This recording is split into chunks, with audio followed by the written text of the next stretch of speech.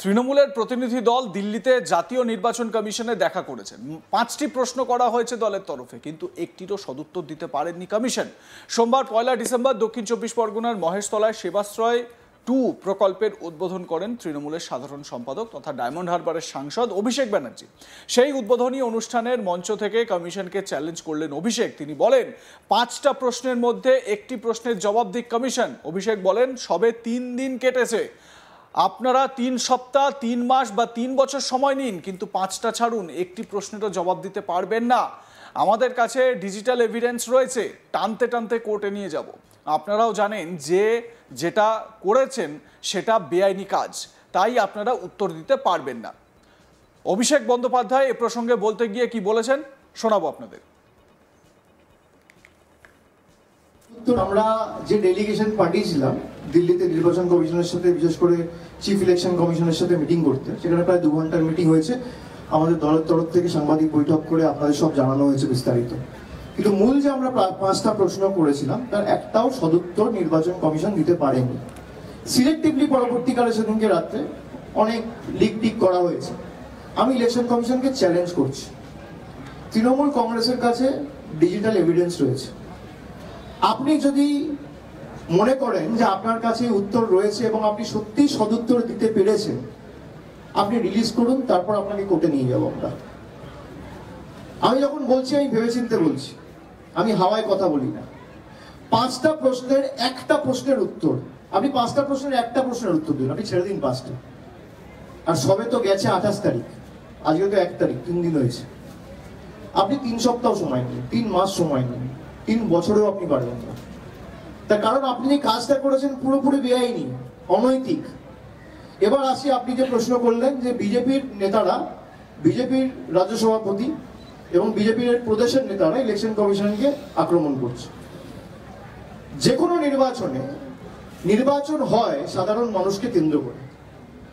আমাদের আস্থা ভরসা এবং যতটুকু আমরা সারা বছর মানুষের পাশে থাকি, আমাদের পুরোপুরি আস্থা রয়েছে বাংলার মানুষের। যারা মানুষের পাশে থাকে না তাদের আস্থা ইডির উপর, কোর্টের উপর, সিবিআই এর উপর আর ইসির উপর।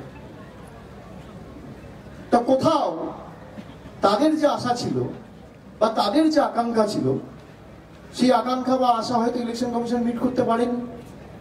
তারা ভেবেছিল ইলেকশন কমিশন এসে, ইডি এসে আমাদের নির্বাচন জিতিয়ে দেবে আর আমরা ড্যাং ড্যাং করে জিততে চলে যাব। এটা তো বিহার মধ্যপ্রদেশ নয়। গলা টিপে ধরবে বাঙালি, গলা চেপে ধরবে বঙ্গবাসী। তোমরা তো 5 বছর বাঙালির গলা চিপে ধরেছ, আগামী 6 মাস তো বাঙালির সময়। প্রতিশোধ, প্রতিদান, প্রতিরোধ যা হবে গণতান্ত্রিক ভাবে গড়ে উঠবে।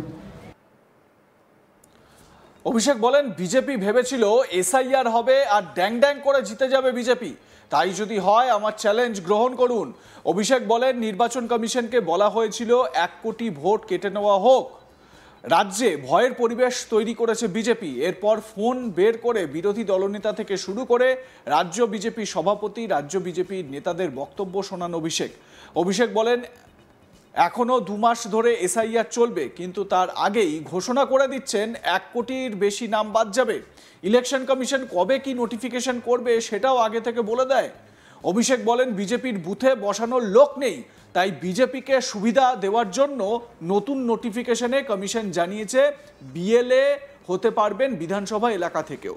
কি বলেছেন অভিষেক ব্যানার্জি শোনাবো আপনাদের। বিজেপি ভেবেছিল এসআইআর হবে আর ড্যাং ড্যাং করতে করতে বিজেপি জিতে যাবে। তাই যদি হয় তাহলে আমার চ্যালেঞ্জ অ্যাকসেপ্ট করুক। নির্বাচন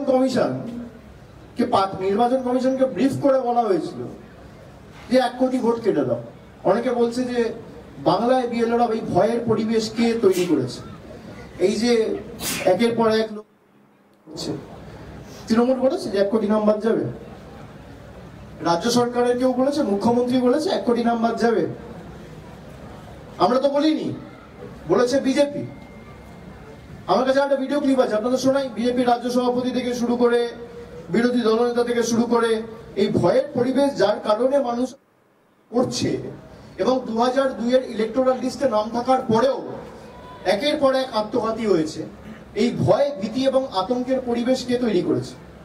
আপনি নিজের চোখে শুনুন না, এই নিজের কানে শুনুন না।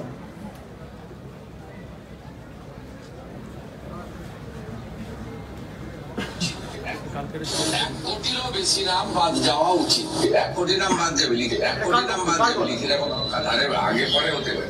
পশ্চিমবঙ্গে 1 কোটির বেশি ভোটার তালিকা থেকে নাম পাওয়াবে। পশ্চিমবঙ্গে 1 কোটির বেশি ভোটার তালিকা থেকে নাম পাওয়াবে। এসআইআর এখনো 2 মাস চলবে, আগে থেকে ভবিষ্যৎবাণী করে দিল।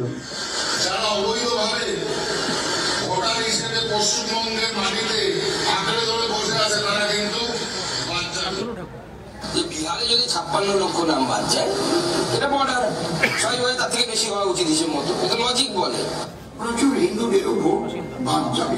বিহারের ভাবে যদি এখানে হয় সার্কুলেশন, তাহলে এদের নাম কি করে রক্ষা করবেন? কমপক্ষে 50 লক্ষ উদ্বাস্তুদের নাম বেরোবে। 1 কোটিও হতে পারে, 1 কোটিও হতে পারে। 1 কোটিরও বেশি নাম বাদ যাওয়া উচিত। এটা কার গলা? এটা তো আমার গলা নয়। এটা এত পারদর্শী, ভবিষ্যৎবাণী করে দিচ্ছে। হাইকোর্ট কবে কি অর্ডার দেবে আগে থেকে বলে দেয়। ইলেকশন কমিশন কত নাম বাদ দেবে আগে থেকে বলে দেয়।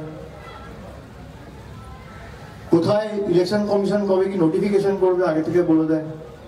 এবং বিজেপিকে সুবিধা করে দেওয়ার জন্য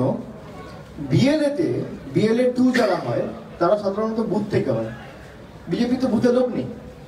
ইলেকশন কমিশন আলাদা করে অর্ডার বার করেছে যে বুথ থেকে দরকার নেই, বিধানসভা থেকে করো। তাহলে বিএলএ 2 এর মানে কি? বিএলএ মানে কি? বিএলএ ফুল ফর্ম কি? Booth level agent. আপনি অ্যাসেম্বলি থেকে করছেন, তাহলে অ্যাসেম্বলি লেভেল এজেন্ট বানিয়ে দিন। ভাই সেই বুথ থেকেই তো তাকে হতে হবে। বুথ লেভেল এজেন্টের মানে কি? আমার বুথে বসানোর লোক নেই, আমার বুথে ইভিএম র্যান্ডামাইজেশনের দিন ইভিএম চেক করার লোক নেই, কাউন্টিং টেবিলে কাউন্টিং এর দিন বসার লোক নেই, আর আমি দায়ী করছি তৃণমূল কংগ্রেস।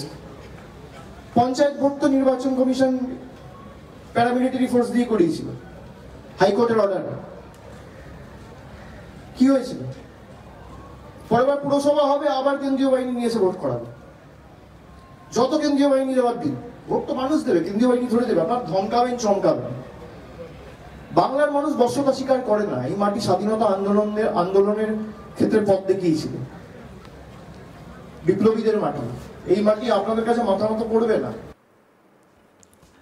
এদিন অভিষেক বন্দ্যোপাধ্যায় নিজের বক্তব্যে আরও বলেন, জিএসটি লাগু হওয়ার পর থেকে এখনো পর্যন্ত জিএসটি এবং ইনকাম ট্যাক্স বাবদ 6,50,000 কোটি টাকারও বেশি কেন্দ্র বাংলা থেকে কেটে নিয়ে গিয়েছে।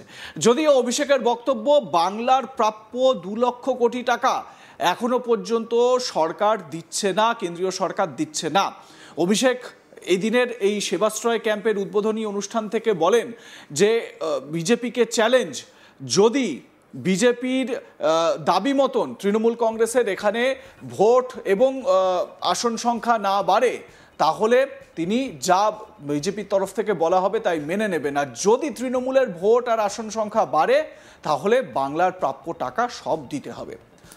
লাইক কমেন্ট শেয়ার করে আপনাদের মতামত জানান। দেখতে থাকুন আজ তাক বাংলা। সাবস্ক্রাইব করুন আমাদের ইউটিউব চ্যানেলটি, বেল আইকন প্রেস করুন নোটিফিকেশন পেতে।